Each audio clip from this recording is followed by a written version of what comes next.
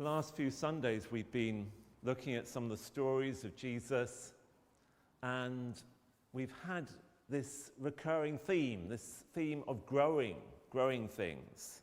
I think I went on about chili plants last Sunday, didn't I? Keep on going on about chili plants. And just because Harry's chili plant is bigger than the rest of ours, he's even got chilies on. I think I've got the first sign of a flower, just tiny flowers, so I'm hopeful. And the first story we will hear, the parable we'll hear, is about growing. Another story about a seed growing into something big. But the theme of these two little stories that Jesus tells is about things that are very small making a very big impact. We know that about a virus. A virus makes this huge impact on the life of our world and humanity itself. So sometimes it can be for bad reasons, but also tiny things can actually make a huge difference, little and large. I want you to think about something that is really little, really small. I think the smallest person here is up above us. You're growing constantly, Samuel, but he's looking down from the gallery at the moment. Tiny things, great big things. So a grain of sand, and the universe itself. And God is actually interested in the whole lot.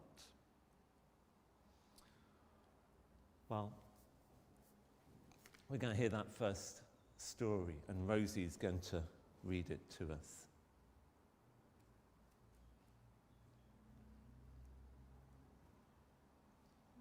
Chapter 13, verses 31 to 32.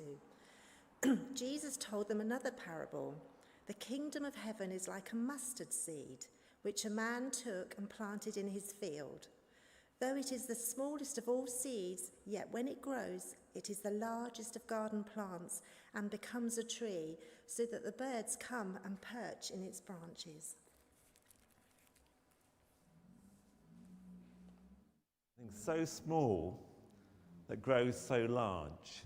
People are still trying to work out what particular seed, what kind of mustard that Jesus was thinking about. But there are types of mustard that grow into 6 foot, 7 foot plants. But Jesus extends it to some mighty tree where the birds can rest and settle. And there's this glorious picture.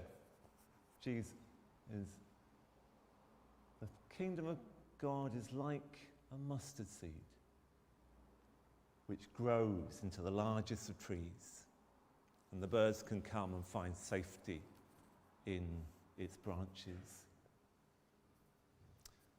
Tiny things and large things. Well, we're going to hear another story. Sorry, Rosie, I shouldn't have got you to sit down again, but we're going to hear the second story that Jesus told immediately after that. Again, a tiny thing. Matthew chapter 13, verse 33. Jesus told them still another parable. The kingdom of heaven is like yeast that a woman took and mixed into about 30 kilograms of flour until it worked all through the dough. Thank you. So has anyone been making bread during lockdown? Julia? Leslie? Marianne? Anyone else? Rosie? Yeah? Any chaps? No? Me? I'm always making bread. I love making sourdough loaves, and I've made a few others. But there was a real crisis. What was the crisis? No flour. No flour. This is precious stuff.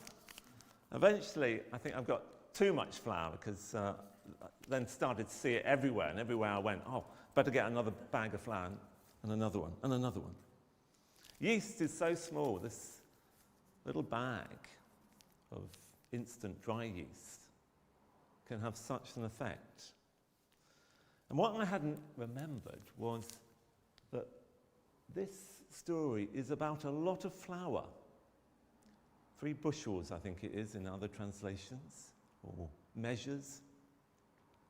But can you imagine what 30 kilograms, what does 30 kilograms look like? Back there, yeah?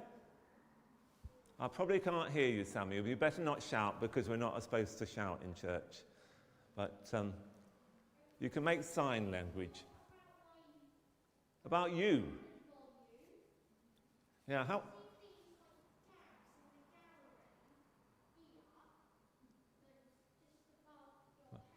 Right. You think the whole church full of flour? Maybe not quite that much. Not quite much. It's 20 bags. So she wasn't just making it for herself, was she? Or just the family, unless she had a very big family. Well, enough bread for more than 100 people. She was feeding the village. She was going to make that impact on hungry lives. And just a tiny amount of yeast would make that dough grow and become wonderful bread. Tiny things making a huge impact. Let's think about how we might make that impact on our neighbourhood, on our communities, bringing the love of Christ to others.